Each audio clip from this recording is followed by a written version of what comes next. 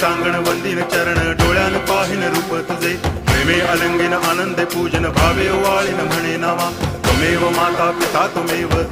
बंधुश्च सखा त्वमेव विद्या करुणं त्वमेव सर्वं मम देव कायेन वाचा मनसेन्द्रियैर्वा बुद्ध्यात्मना वा प्रकृति स्वभावात् करोमि यद्यत् सकलं परस्मै नारायणायति समर्पयामि अच्युतं केशवं रामनारायणं कृष्णदामोदरं वासुदेवं हरि गिरिधरं माधवं गोपिकावल्लभं जानकीनायकं रामचन्द्रं भजे हरे राम राम